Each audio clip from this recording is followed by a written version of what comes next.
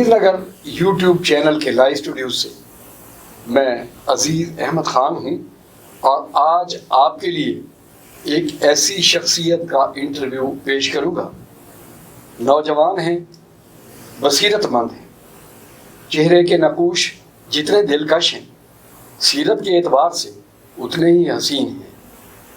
تعلق قانون کے شعبے سے ہے، نوجوان ایڈوکیٹ ہائی کورٹ ہے، لیکن جو بات میں کرنا چاہتا ہوں یہ ایک ایسی قانون کے شعبے سے وابستہ شخصیت ہیں جو قانون کا اطلاق جاننے کے علاوہ اس کا اوریجن، اس کی بنیاد، اس کی اساس جانتے ہیں۔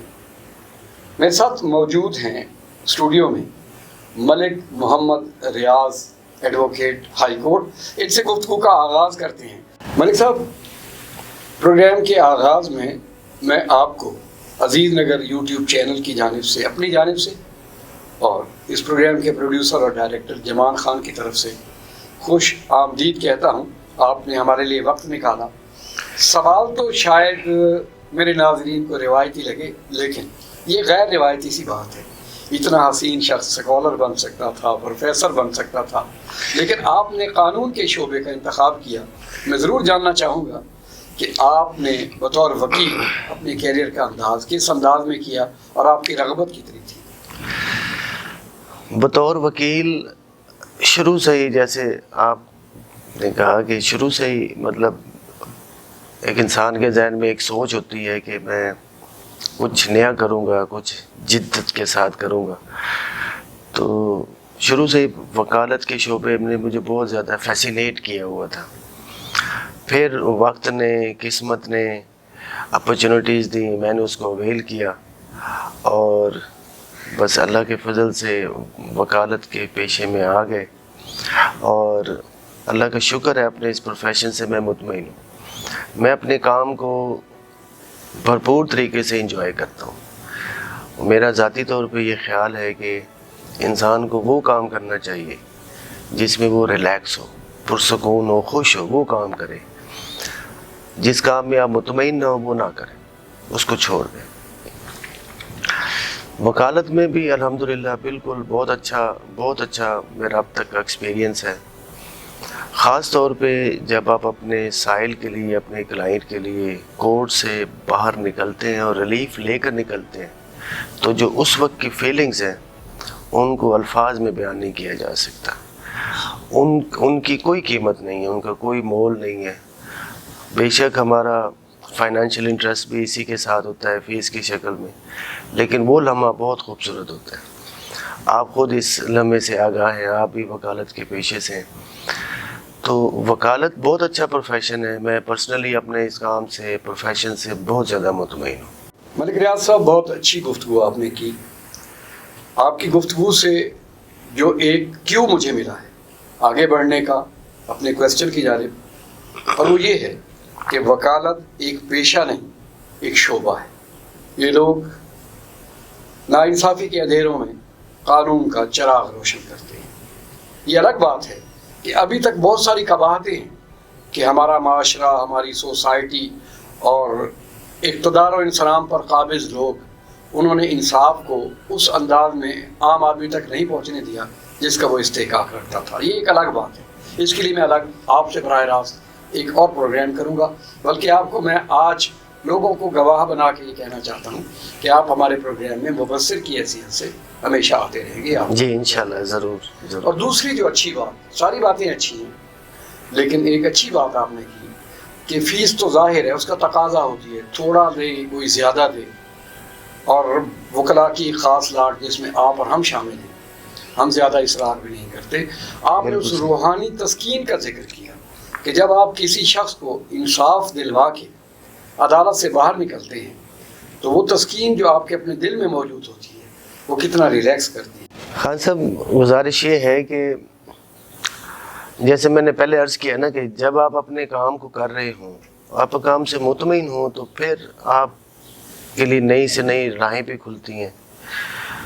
آپ اپنے کام سے متعلقہ ریسرچ بھی کرتے ہیں۔ مثلا میں بطور ایڈوکیٹ کیس کو کوشش یہ کرتا ہوں کہ پراپر جتنی میکسیمم ہو سکے ریسرچ کر کے کورٹ کے سامنے کیس کو پریزنٹ کیا جائے. جتنی اللہ کریم نے استطاعت دی ہے اس کے مطابق جو بھی سورسز آف ریسرچ اویلیبل ہوتے ہیں اس کو دیکھ کے، جیسے آج کل انٹرنیٹ ہے، بکس ہیں، ایون سینئرز جو دوست ہیں ان سے کنسلٹ کرتا ہوں، مشورہ کر لیتا ہوں، پوچھ لیتا ہوں، پریپوزیشن سامنے رکھتے ہیں. اس کو سامنے رکھنے کے بعد پھر ایک ریپرزنٹیشن کہہ لیں، ایک پٹیشن کہہ لیں، ایک دعویٰ کہہ لیں، تیار کرتے ہیں اور اس کو کورٹ کے سامنے جا کے رکھ دیتے ہیں. کلائنٹ کا ہمارا کام یہ ہے کہ کلائنٹ کا موقف کورٹ کے سامنے رکھنا ہے. کورٹ کے پاس ڈسکریشنری پاورز ہیں ہر صورت میں، چاہے وہ ایون اگر چاہے میرے سائل کا، میرے کلائنٹ کا وہ رائٹ بھی ہو، تب بھی وہ ڈسکریشنری پاورز ہیں کورٹ کے پاس، کیونکہ کورٹ پھر ایک سپیریئر ایک ادارہ ہے. کورٹ کی وجہ سے ہم ہیں اور ہم ان کا احترام بالکل ہمیشہ سے کرتے چلے آ رہے ہیں اور کرتے رہیں گے. جب ان کے سامنے رکھتے ہیں تو پھر جج صاحب کی ڈسکریشن ہے، وہ ریلیف دیتے ہیں. لیکن جب آپ ریلیف لے کر نکلتے ہیں تو یقیناً ایک بہت اچھا آپ کو سائن ملتا ہے، بہت اچھا سکون والا سانس ملتا ہے آپ کو، کلائنٹ کی طرف سے بھی دعائیں ملتی ہیں. یہ ایسا پروفیشن ہے جس میں آپ کو عزت بھی ملتی ہے اور پیسہ بھی ملتا ہے. جی ملک صاحب، واقعی اگر اس پیشے کو، بلکہ ہر پیشے کو میں کہتا ہوں کہ جو بھی آپ کا ایریا آف ورکنگ ہے اسے ایمانداری سے کرنا چاہیے. لیکن جو قانون کی دنیا سے اب وابستہ ہو گئے ہیں، میں وکیل ہونے کے علاوہ، یعنی شعبے سے وابستہ ہونے کے علاوہ، چونکہ ظاہر ہے آپ جیسے صاحب بصیرت لوگوں سے سیکھتا بھی ہوں، الوکیل اللہ کا نام ہے. بے شک. تو اللہ کے 99 ناموں میں سے ایک نام جو ہمیں تفویض کیا گیا ہے، ہم اخلاقیات کے اعتبار سے بھی اس معیار کو جب برقرار رکھتے ہیں تو ہمیں یقیناً ایک سکھ ملتا ہے، باطن کا سکھ. ملک صاحب، ایک کویسچن اس مرحلے پر میں آپ سے اور کرنا چاہوں گا. باتیں میں سمجھ گیا ہوں کہ آپ سے اگر میں چاہوں تو یہ انٹرویو 2 گھنٹے پر بھی محیط ہو سکتا ہے. آپ دھیمے لہجے میں بہت خوبصورت باتیں کر سکتے ہیں اور کرتے ہیں. لیکن چونکہ میرا موضوع آج آپ کے انٹرویو کے حوالے سے یہ ہے کہ ایک شور مچا ہوا ہے جو حقیقت پر مبنی ہے کہ وکلاء جو قانون کی عملداری کے حوالے سے خاص بنیادی اہمیت رکھتے ہیں، لوگوں کو انصاف دلواتے ہیں. اور میں پھر یہ جملہ ضرور اس میں ایڈ کروں گا کہ چاہے کچھ بھی آپ کہہ لیں، عدلیہ ہی، ہماری عدالتیں ہی اب ایک ایسا سائن رہ گئی ہیں جو مظلوم عوام کو یہ ڈھارس بناتی ہے کہ ابھی مکمل اندھیرا نہیں ہوا. ہم ان کی طرف رجوع کرتے ہیں. خرابیاں سسٹم میں ہو سکتی ہیں اور ہر جگہ موجود ہیں. وہ میرا اس وقت میں نہ اس کا تذکرہ کرنا چاہتا ہوں نہ اس کی ضرورت ہے. میں آپ سے جو بات کرنا چاہتا ہوں وہ یہ ہے کہ آج کل جیسے کرونا کے اعتبار سے عدالتی لاک ڈاؤن چل رہا ہے. جی بالکل. 2 سال سے میں جمان خان کے اخبار عزیز نگر میں یہ خبریں تواتر سے پڑھ رہا ہوں، کیونکہ عزیز نگر وکلاء کا جو لیگل ایڈیشن ہے، جو یہاں قانون کی عملداری میں رہنے والوں کے لیے تقسیم کیا جاتا ہے، اس میں مسلسل ایک ایشو ہے کہ وکلاء کو ان کا ریٹرن یا حق نہیں ملتا. آپ کے مضامین یا بیانات بھی میں نے پڑھے ہیں، میں اس طرف آؤں گا. موضوع بھی میرا یہی ہے کہ آج کل ایک وکیل اس لیے پریشان ہے، عام وکیل، پریکٹسنگ لائر، کہ کوئی اس کے لیے آواز بلند نہیں کرتا. لوگ بنیادی طور پر انہیں خوشحال سمجھتے ہیں. ان میں یقیناً ایک ریشو خوشحال لوگوں کی ہے، لیکن عام آدمی یہ نہیں جانتا کہ ایک وکیل جو دیانتداری سے کام کرتا ہے وہ ایک دہاڑی دار مزدور کی طرح، معذرت کے ساتھ میں کہہ رہا ہوں، بالکل صحیح آتا ہے اور فکر معاش میں حلال کی روزی کے ساتھ ساتھ جب شام کو پلٹتا ہے تو اسے اگلے دن کی فکر ہوتی ہے. اور اوورآل اس کا کوئی ریٹرن نہیں ہے کہ کوئی ملازم جب ریٹائر ہوتا ہے تو اسے بینیفٹس ملتے ہیں. یہ جواب میں آپ سے لوں گا.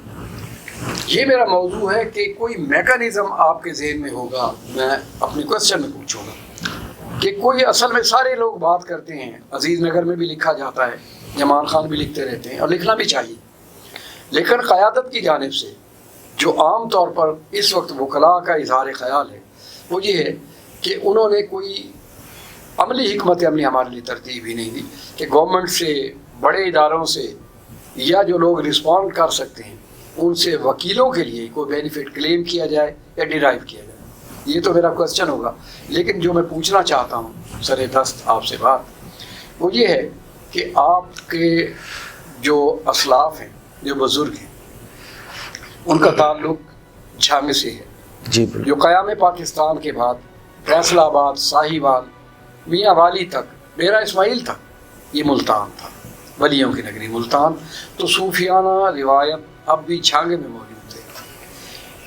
جھنگ کے ایک بڑے شاعر تھے. مجھے دکھ یہ ہوتا ہے کہ ہر بڑا آدمی آخری زندگی میں معاشی قسم پرسی اور ناانصافی کا شکار رہا ہے. مجید امجد کا ایک شعر آپ کو سنانا چاہتا ہوں, بالکل ناظرین کو بھی سناؤں گا. یہ بڑے لوگ تھے, ساری زندگی ساہیوال میں رہے. جب ان کی میت لانے کا انتظام ہو رہا تھا تو لوگ نہیں جانتے تھے کہ یہ ساہیوال میں پیدا ہوتے, یہ جھنگ میں. ان کا ایک شعر تھا اور وہ شعر یہ ہے کہ میرا خطہ نور و رنگ آ گیا ہے, میرا سکھ بھرا دیس جھنگ آ گیا ہے. تو آپ جھنگ کے مکین ہیں, یہاں صوفیانہ روایت موجود ہے, جہاں قادری سلسلے کے بزرگوں نے کام کیا. یہ پھر ایک موضوع ہے, موضوعات سے موضوعات نکلتے رہیں گے. آپ کے جو بزرگان تھے انہوں نے جھنگ کب چھوڑا اور آپ تعلیم کہاں حاصل کرتے رہے؟ ہاں صاحب, گزارش یہ ہے, الحمدللہ مجھے فخر ہے کہ میرا تعلق جھنگ سے ہے. جن اعلیٰ ترین ہستیوں میں ان کو شمار کرتا ہوں جناب مجید امجد صاحب, ان کی یاد میں جھنگ میں ایک ڈپٹی کمشنر آفس کے سامنے ایک چھوٹا سا پارک ہے جو ان کی یاد میں ڈسٹرکٹ گورنمنٹ جھنگ نے بنایا ہوا ہے.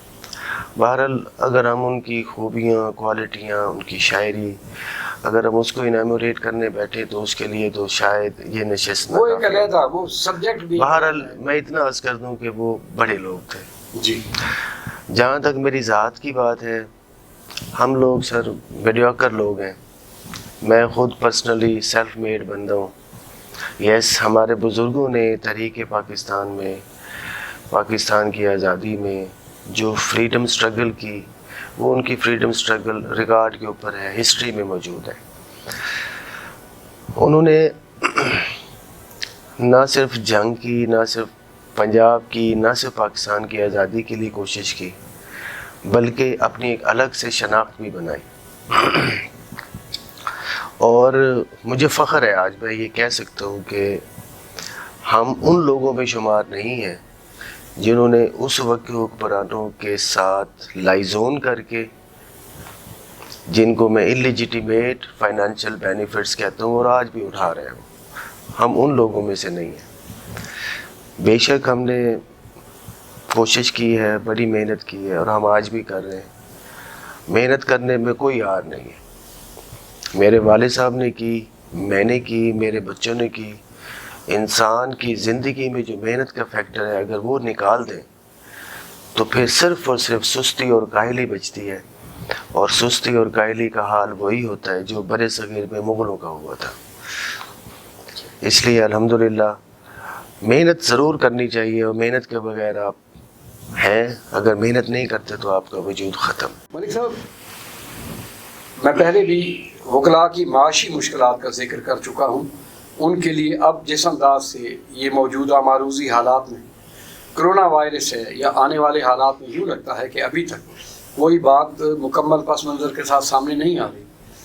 آپ وکلاء کے بچوں کی تعلیم کے لیے, وکلاء اور ان کے اہل خانہ کے ٹریٹمنٹ کے لیے, چونکہ ان کو فیسلٹیز حاصل نہیں ہیں, ان کو بے شک الگ الگ کلاسیفائی کر لیجئے. اور خاص طور پر وکلاء جب ضعیف العمر ہو جاتے ہیں اس وقت ضرورت ہوتی ہے انسان کو کہ انہیں معاشی تحفظ دلوایا جائے, ان کے لیے کوئی بیک بینیفٹس ہوں. ایسا کوئی میکانزم آپ کے یقیناً ذہن میں ہے, اور آپ اس کو امپلیمنٹ کرنے کے لیے کوئی پریکٹیکلی ہمیں کوئی اس کا لائے عمل بتا سکیں؟ خان صاحب, یہ بہت اچھا سوال ہے آپ کا. یہ میں نہیں, مجھ سے پہلے گزر جانے والے وکلاء صاحبان کے لیے اور میرے بعد آنے والوں کے لیے بھی یہ ایک ایسا کوسچن مارک ہے جس پہ بہت سارے لوگوں نے یقیناً سوچا ہے, سوچ رہے ہوں گے. دنیا میں جتنے مرضی مہذب, سو کالڈ مہذب معاشروں کی آپ بات کر لیں, ممالک کی بات کر لیں, وہاں پہ ان کی جو سب سے اہم ترین پرائرٹی ہوتی ہے نا، وہ لوگوں کو فائنانشیل سورو سے نکالنا ہوتا ہے. جی. اگر آپ کی زندگی میں فائنانشیل سورو نہیں ہے تو آپ اپنے کام کے اوپر بہت اچھے طریقے سے توجہ دے سکتے ہیں. ویسٹرن ورلڈ میں تقریباً میکسیمم ممالک میں ایز کمپیئر ٹو پاکستان وہاں پہ پینشن کا تصور ویسا نہیں ہے جیسا پاکستان میں ہے. پاکستان میں پینشن کا جو کنسیپٹ ہے نا، بنیادی طور پہ وہ یہ ہے کہ آپ سرکاری کسی اسائنمنٹ میں جائیں تو آپ ایک اسپیسیفک پیریڈ، ایک مخصوص سروس کا پیریڈ پورے کرتے ہیں تو آپ کو ایک پینشن کی شکل میں فائنینشیل بینیفٹس ملتے ہیں. To some extent private sectors میں کچھ کمپنیز ہیں جنہوں نے پینشن کا میکانزم ابھی یہ کچھ سالوں میں انہوں نے انٹروڈیوس کروایا ہے. باقی سب کے سب یہاں پہ اللہ کے آسرے پہ چل رہے ہیں. جبکہ جو مہذب دنیا ہے نا سر، وہاں پہ ہر بندے کو 2 پینشنیں ملتی ہیں. اچھا، ایسا ہے؟ بالکل ایسا ہی ہے. 2 پینشنیں ملتی ہیں. ایک پینشن اس کو اسٹیٹ کی طرف سے ملتی ہے اور دوسری پینشن اس انڈیویجول کو اس کی کمیونٹی کی طرف سے، کمیون کی طرف سے، یا یوں سمجھ لیں کہ میونسپل کارپوریشن کی طرف سے ملتی ہے.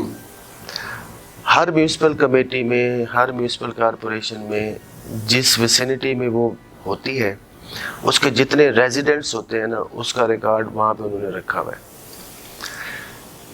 ایک میونسپل کارپوریشن یا میونسپل کمیٹی کے ہیڈ کو وہ کسی بھی شکل میں، چاہے سرکاری یا پبلک نمائندے کی شکل میں، اس کے پاس ریکارڈ موجود ہوتا ہے کہ میری اس ویسینٹی میں، میری اس کانسٹیچوئنسی میں ڈاکٹرز کتنے ہیں، انجینئرز کتنے ہیں، لیبررز کتنے ہیں، پلمبر کتنے ہیں، الیکٹریشین کتنے ہیں، وہ سب کا سب اس کے پاس ریکارڈ ہوتا ہے. پلس اس کے پاس وہ یہ کرتے ہیں کہ کون سے لوگ جاب کر رہے ہیں اور کون سے نہیں کر رہے ہیں. جو ان امپلائڈ ہوتے ہیں، پھر اگر کسی کے پاس کام نہیں ہے تو آپ نے سنا ہوگا کہ وہ اس سرکار کی طرف سے، ریاست کی طرف سے ان کو ایک منتھلی وظیفہ کہہ لیں، اسسٹنس کہہ لیں، وہ اپنے ہر سٹیزن کو دیتے ہیں وداؤٹ اینی ڈسکریمنیشن کہ اس کا پروفیشن کیا ہے، وہ سرکاری جاب میں ہے، پرائیویٹ میں. وہاں پہ کوئی کنسیپٹ نہیں ہے سرکاری نوکری کا یا غیر سرکاری نوکری کا. وہاں پہ ہر آدمی ہر شخص کے اوپر وہ فوکس کر کے بیٹھے ہوتے ہیں. انہی چیزوں کو تھوڑا سا اسٹڈی کرنے کے بعد، کچھ 2-3 جگہوں پہ، 2-3 ممالک میں پریکٹیکلی جا کے دیکھنے کے بعد، جو مجھے جس چیز نے انسپائر کیا کہ یہ فائنینشیل سورو جو ہے یہ ہمارے لوگوں کا بھی حق ہے. اور اس پہ سب سے زیادہ مزے کی بات میں آپ کو بتاؤں کہ میرا فائنینشیل سورو میری گورنمنٹ کے اوپر، حکومت پاکستان یا پنجاب کے اوپر برڈن نہیں ہے، صرف ایک میکانزم ہے. لا موجود ہے، قوانین موجود ہیں ہمارے ملک میں. ان قوانین کو اگر امپلیمنٹ کروا لیا جائے، اب جیسے ہم وکلاء زبان کی اگر بات کریں تو لائرز کا سب سے سپریم ادارہ پنجاب میں پنجاب بار کونسل ہے، پھر اس کے بعد ڈسٹرکٹ کی سطح پر ہے، پھر تحصیل کی سطح پر ہے. سب کا پتہ ہے، ہر ایک کی ڈیٹیلز کنسرننگ باڈی کے پاس موجود ہے. اب اور کچھ بھی نہ کیا جائے تو بار کی ویلفیئر کے نام کے اوپر کافی سارے فنڈز لیے جاتے ہیں. تو ایک میکانزم ہے جو آپ کے فورم سے میں اپنی بار کے جو ارباب اختیار ہیں ان کو یہ آفر کرتا ہوں کہ ایک میکانزم ہے جو پیپر شیپ میں میرے پاس اویلیبل ہے، جو جس وقت چاہے مجھ سے لے لیں. اچھا، آپ نے اس کا ہوم ورک کر رکھا ہے؟ میں نے اپنا ہوم ورک کر رکھا ہے کہ آپ کے پاس ایک پورا پیکیج کا جو لکھا ریٹن فارمیٹ میں موجود ہے. میں اس کی آؤٹ لائن آپ کے پروگرام کی وساطت سے عرض کر دیتا ہوں. مثلا ہمارے پاس ایک ڈپارٹمنٹ، ایک ادارہ ہے سوشل ویلفیئر کے نام سے، جو بنیادی طور پہ لیبر کلاس کی جو ان کے حقوق ہیں ان کا تحفظ کرتا ہے. ان کے ساتھ لائزون کیا جا سکے کیونکہ ان کے ہاسپٹل بہت اچھے معیار کے ہیں. میڈیکل ٹریٹمنٹ ہر لائر کا بنیادی حق ہے، جیسے دوسرے سٹیزن کا ہے. ہمیں بھی ملنا چاہیے، مل سکتا ہے، اس میں کوئی مشکل نہیں ہے، اور نہ وکلاء صاحبان کی جیب سے پیسے خرچ ہوں گے، نہ پنجاب بار کونسل کی جیب سے پیسے خرچ ہوں گے۔ ملک صاحب آپ کہتے ہیں کوئی مشکل نہیں ہے، کوئی مشکل نہیں۔ آج کے پروگرام کے حوالے سے یہ کریڈٹ میں ضرور چاہوں گا کہ عزیز نگر یوٹیوب کے حصے میں آنا چاہیے کہ آپ نے پہلی دفعہ اکتا کشائی کی ہے یہاں بیٹھ کے، تو آپ کہہ رہے ہیں کہ کوئی مشکل نہیں ہے، اور مشکل تو ہے۔ یہاں تو وکلاء کا روز آئے دن جو بیانات یا پوسٹیں لگتی ہیں وہ ہوتی یہی ہیں کہ ہمیں علاج معالجے کی سہولت نہ قیادت کی طرف سے ملتی ہے نہ حکومت کی طرف سے ملتی ہے۔ دیکھیں آؤٹ لائن میں آپ سے عرض کر رہا تھا نا، ایک دوسرا ڈپارٹمنٹ ہے جس کو امپلائی اولڈ ایج بینیفٹ کہا جاتا ہے۔ صحیح۔ اگر ان کے پاس رجسٹرڈ ہو جائے اور ایک اینول کوئی وہاں کا کنٹریبیوشن ہوتا ہے جو ہم نے جمع کروانا ہوتا ہے، اگر وہ جمع کروا دیں تو ایٹ دا ایج آف 60، جس کو ریٹائرمنٹ کی ایج کہا جاتا ہے، پینشن سیکیور ہو جاتی ہے۔ اس کے علاوہ اگر آپ اس کے ساتھ کنیکٹ کر دیتے ہیں کچھ انشورنس پالیسیز کے ساتھ، کچھ انشورنس کمپنیز کے ساتھ، گروپ انشورنس کی شکل میں ہماری پنجاب بار کونسل کر لیتی ہے، جس میں ایکسیڈنٹل ڈیتھ ہوتی ہے، ایکسیڈنٹل ڈسیبلٹی ہوتی ہے، ایکسیڈنٹل ڈسیبلٹی ٹیمپریری ہوتی ہے، پرماننٹ ہوتی ہے، یہ ساری فیسلٹیز، یہ وہ سروسز تھرو انشورنس کمپنی ہر انڈیویجول کو پنجاب بار کونسل ارینج کر سکتی ہے۔ اور اسی چیز کے اوپر وہ سارا جو پیپر ورک میں نے کیا ہے وہی آؤٹ لائن اس کی وہی ہے۔ اب اس میں مطلب نہایت ادب سے عرض کرتا ہوں کہ لوگوں کی پہلی چوائس یہ ہوتی ہے کہ جی ہمیں سرکاری جاب مل جائے، پس منظر یہ ہوتا ہے کہ جی ریگولر سورس آف انکم ہے، ایٹ دا ایج آف 60 مجھے اچھے پیسے مل جائیں گے، اس کے بعد پھر اگر میری اولاد یا میرے حالات کو جیسے بھی چل رہے ہوں مجھے اتنی پاکٹ منی مل جائے گی کہ میں بریڈ اینڈ بٹر کے لیے پریشان نہیں ہوں گا جب تک زندہ ہوں۔ تو یہ وہ چیزیں ہیں جن کو فوکس کر کے اگر تھوڑی سی محنت کر لی جائے تو یہ پاسبل ہے۔ سرکاری اداروں کے لوگوں کی آپ بہتر جانتے ہیں کہ ان کی تنخواہوں میں سے ہمیشہ ڈیڈکشن کا ایک میکانزم ہوتا ہے، ان کی تنخواہوں سے ڈیڈکشن گورنمنٹ کر لیتی ہے خود ہی۔ اگر کسی کی تنخواہ 50,000 ہے تو 2, 4, 5,000 روپے منتھلی اس کی تنخواہ سے ڈیڈکشن ہوتی ہے، اور ان پیسوں کو گورنمنٹ نے پہلے چونکہ پالیسیز بنائی ہوئی ہیں ان میں وہ پیسے جمع ہوتے رہتے ہیں جو کہ at the end of its service اس کو مل جاتے ہیں۔ یہی میکانزم ہمیں بھی یہاں پہ انٹروڈیوس کروانے کی ضرورت ہے، اور اگر اس کو انٹروڈیوس کروا لیا جائے تو یہ جو فائنینشیل سورو والا فیکٹر ہے نا، یہ کافی حد تک آپ کور کر سکتے ہیں۔ ناظرین، ہمارے اسٹوڈیو میں ملک محمد ریاض کھوکھر ایڈوکیٹ موجود ہیں، ان سے سلسلہ کلام جاری ہے۔ میں ان سے بات کروں گا، واقعتاً اس بات کی تائید و تصدیق کرتا ہوں کہ انگریز استعمار کے ساتھ جنگ اور اس کے ملحقہ علاقوں میں کھرلوں نے، کھوکھروں نے، فتیانوں نے جو جنگ لڑی تھی، یہ ارریلیونٹ کوسچن نہیں ہے، اس کے بارے میں ہم ضرور بتائیں گے، کیونکہ جو قومیں اپنی تاریخ بھول جاتی ہیں وقت ان کا جغرافیہ تبدیل کر لیتا ہے۔ آپ نے کہیں نہیں جانا، آپ لائیو ود عزیز خان میں میرے ساتھ رہیں گے۔ ایک شارٹ بریک لیتے ہیں۔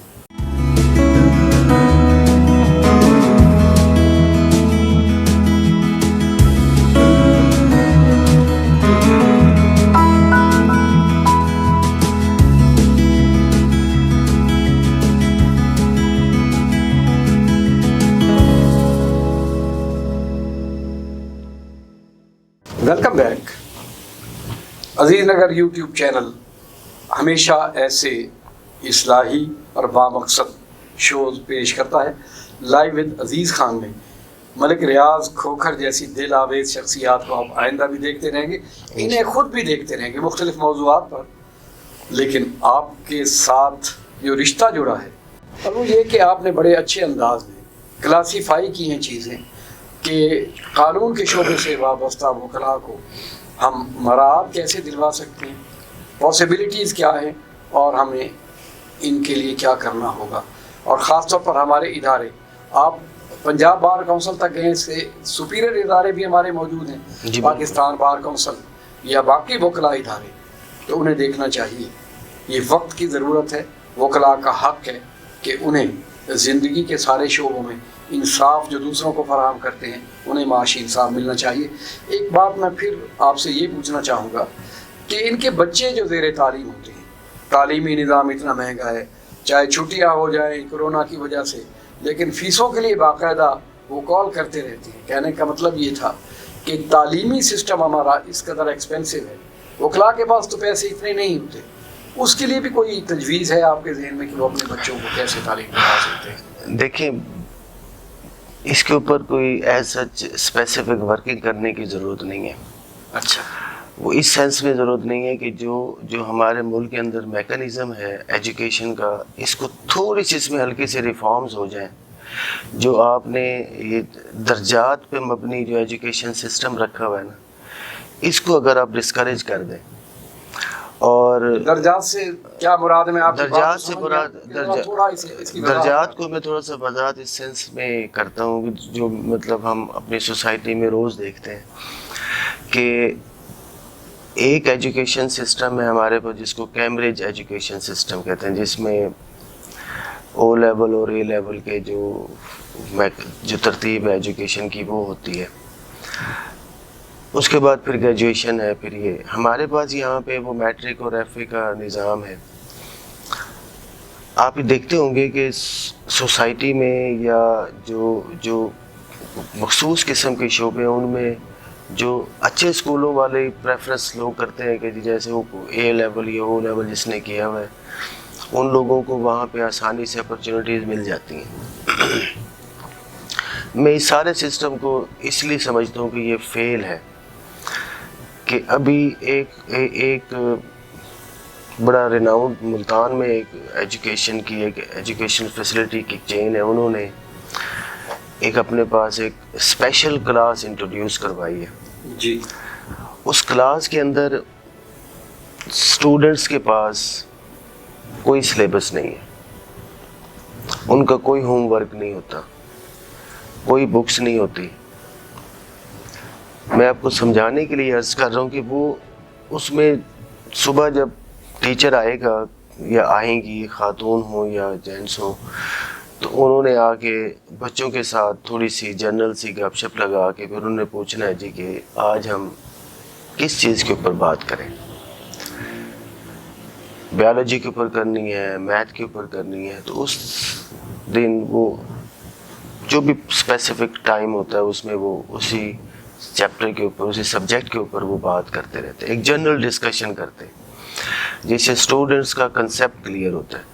میں جب مجھے یہ پتہ چلا تو مجھے جو ہمارا پیچھے 200 سال پہلے کا جو سب کنٹیننٹ میں جو ایجوکیشنل سسٹم تھا یا مسلم ورلڈ میں جو ایجوکیشنل سسٹم تھا، میرے ذہن میں وہ آ گیا کہ اس میں اسٹوڈنٹس کو مدرسے میں جا کے جمع کروا دیا جاتا تھا. پھر وہ اسٹوڈنٹ جو ہے وہ مولوی صاحب کے رحم و کرم پہ انہی کی ڈسکریشن پہ ہوتا تھا، اور جس کو وہ مولوی صاحب فائنلائز کرتے تھے کہ جی اب میرے پاس اب تم فارغ و تحصیل ہو، اب تم اگر یہاں سے آگے پڑھنا ہے تو پھر فلاں کے پاس چلے جاؤ. آج بھی رائج ہے. اس سسٹم کو ماڈرن انداز میں اگر آپ دیکھیں تو یورپ کی تمام یونیورسٹیوں میں گریجویشن لیول کے اوپر جب آپ پڑھتے ہیں تو وہاں پہ آپ کی کتابیں پیپر نہیں ہیں، وہاں پہ ریسرچ ورک ہے. ہمارے پاس وکلۂ زبان کو تھوڑا سا جو کانشیس ہوتے ہیں، ہر آدمی ہر شخص ہی اپنے بچے کے ایجوکیشن کے لیے کانشیس ہے. اس میں تھوڑی سی ریفارمز اگر ہم لے آئیں تو شاید یہ جو درجات پہ مبنی ایجوکیشن سسٹم ہے اس کی ہمیں ضرورت ہی نہیں رہے گی. ہمیں چھوٹے چھوٹے لیول کے اوپر جا کے ریسرچ، ایجوکیشن میں بھی ریسرچ اگر ہم ڈیولپ کر جائیں تو اس سے کیا ہوگا کہ ایک ہارمنی آ جائے گی، ایک ہی میکانزم آ جائے گا، ایک ہی ترتیب آ جائے گی. اب یہ ریاست اگر آج فیصلہ کر لے کہ انہوں نے یہاں پہ کیمبرج کی بک چلانی ہے یا پنجاب ٹیکسٹ بک کی چلانی ہے تو کوئی ایک وہ کسی ایک طرف کر دے، اور جس ایک کو وہ چوز کرتے ہیں وہ پھر سب کے لیے وہی ہوگا. تو اس سے پھر یہ ہے کہ جو یہ فیسز والا جو ایشوز وکلۂ زبان کو آتا ہے، اب کچھ ایجوکیشنل انسٹیٹیوشنز ہیں جن کی 20 ہزار 30 ہزار فیس ہے، کسی کی 2000 ہے، کسی کی 5000 ہے. تو یہ جو ایجوکیشنل سورونیس ہے نا، یہ بھی ختم ہو سکتی ہے. اس کے لیے صرف گورنمنٹ ایک چھوٹی سی پالیسی بنا دے جس کے لیے ہم اور آپ کوشش کریں تو وہ ہو سکتا ہے. ہمارا کانسٹیٹیوشن سپورٹ کر رہا ہے اس کو کہ ایک ہی ایجوکیشنل سسٹم ہوگا. کہ جو مروجہ ہمارا تعلیمی نظام ہے یہ طبقاتی اعتبار سے ابھی تک لوگوں کو دکھوں کے اعتبار سے تعلیم میں تقسیم کرتا ہے، جو آگے چل کے جن کے گھاؤ بڑے گہرے ہو جاتے ہیں. کہ ایک طرف لوگ ٹاٹ پر بیٹھ کے شیشم کے درخت کے نیچے تعلیم حاصل کرتے ہیں، ان کے پاس بنیادی کتب بھی موجود نہیں ہوتی، اور دوسری جانب آرام و آسائش سے لدے پھدے ادارے موجود ہیں جن کی 50 ہزار لاکھ فیسیں موجود ہیں. یہ ایک ایسی دراڑ ہے جسے ختم کرنا چاہیے. لیکن یہ ختم ہم تو ایک لائن دے سکتے ہیں جیسے ملک ریاض کھوکھر نے دی. حکومت کو چاہیے کہ وہ اس میں ایک بڑی پالیسی، تعلیمی پالیسی چینج لا کے وضع کرے تاکہ لوگوں کے درمیان یکساں نصاب کے حوالے سے ایک لائن ہم قائم کر سکیں. اور یہ پھر ملی یکجہتی اور قومی وحدت کے لیے بھی یہ باتیں آگے چل کے کام آئے گی. اس سے وکلا سمیت سارے طبقوں کو آرام اور آسائش تعلیم کے حوالے سے ملے گی. تو ملک صاحب ایک آخری بات کہ وکلا جو آج تعلیم کے اعتبار سے، علاج کے اعتبار سے یا بیک بینیفٹس کے حوالے سے پریشان ہیں، وہ سکونتی اعتبار سے بھی پریشان ہیں. ایک گھر چاہے وہ چھوٹا سا ہو، وہ سب کی ضرورت ہوتی ہے. یا مزدوروں کے لیے، صحافیوں کے لیے، میں کسی ایک طبقے کو مخصوص نہیں کر رہا، صرف علامت کے طور پہ کہہ رہا ہوں. تو وکیل بھی ایک تو طبقہ ہے نا.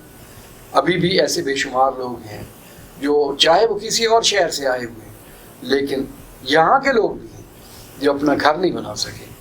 اور پھر ہماری لوکل قیادت، آپ اس میں کوئی ایسی بات ہے، ہم کرٹیسائز نہیں کر رہے، ہم ایک بات دے رہے ہیں کہ وہ اس بات کو آگے لے کر چلیں. تو کیا رول اپنانا چاہیے جیسے وکلا کو اپنے گھر ہاؤسنگ اسکیم میں مل سکے؟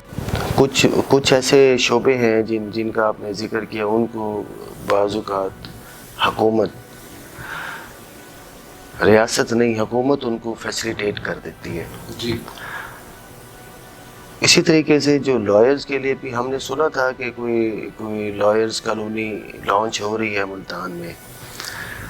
اب اگر ایسی کالونی کو لانچ ہو جاتی ہے اور وہاں پہ مطلب اس کے لیے بڑا سمپل ہے. ایون ہمارے یہاں ملتان کی حد تک جو لوکل ڈیولپمنٹ اتھارٹی ہے، ایم ڈی اے ہے، یہ ڈپٹی کمشنر صاحب ہیں، وہ اس پہ رول پلے کر سکتے ہیں. اب تو گورنمنٹ بھی خود انکریج کر رہی ہے. ایک چھوٹا سا پیس آف لینڈ اس کو ایکوائر کر لیں اور اس کی پلاٹنگ کر لیں اور اس کی انسٹالمنٹ کے اوپر اس کو لوگوں کو دے دیں.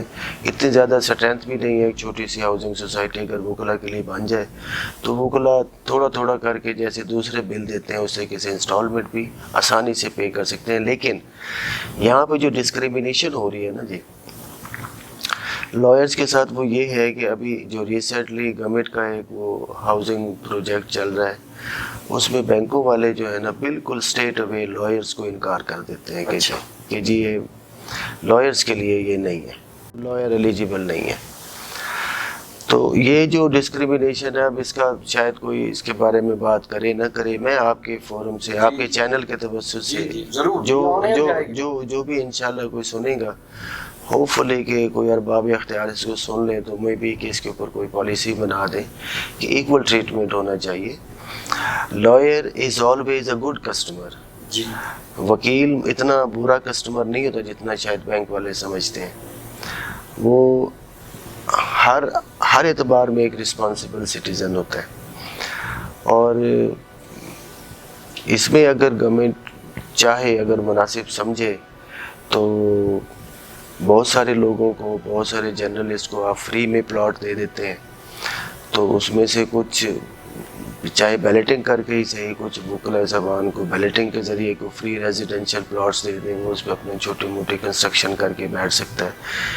سرکار کی پالیسی اپنی جگہ پہ، ہماری اپنی بار بھی اگر چاہے، میں جیسے ایک چھوٹی سی آؤٹ لائن دے دیتا ہوں، ہماری اپنی بار بھی اگر چاہے، ہائی کورٹ بار اور ڈسٹرکٹ بار مل کے اگر چاہے تو تھوڑی سی کوشش کر کے، میں صرف آؤٹ لائن کے طور پہ کہہ رہا ہوں کہ جو ہمارے ملتان میں ڈی ایچ اے ہے، یہ وہ ادارہ ہے جو فوجی ریٹائرڈ آفیسرز کے کنٹرول میں چلتا ہے. تو اسی قسم کا ایک ہاؤسنگ سوسائٹی کا ایک why don't you try to کہ ہمارا بھی اس طرح جیسے ڈی ایچ اے ایکٹ بنا ہوا ہے اسی طریقے سے لائر ہاؤسنگ سوسائٹی کو ایکٹ پاس کروائیں. ضرورت اس امر کی ہے کہ آج کل کے حالات میں جبکہ ہر طرف کرونا کی وجہ سے معاشی تنگ دستی اپنے پر پھیلا رہی ہے اور وکلاء کے لیے خاصی مشکلات ہیں، استفادہ کیا جائے ان کے ساتھ. ہمیں خوشی یہ ہے کہ یہ تجاویز پہلی مرتبہ ہواؤں کے دوش پہ عزیز نگر یوٹیوب چینل کے حوالے سے جائیں گی اور کسی مقتدر تک یہ باتیں ہماری ضرور پہنچیں گی. ایسے ہی جامع پروگرام ہم مستقبل میں بھی لائیں گے. میں عزیز احمد خان آپ سے اب اجازت کا خواہاں ہوں. آئندہ بھی ہمارے پروگراموں میں ہمارے ساتھ رہیے. اللہ نگہبان.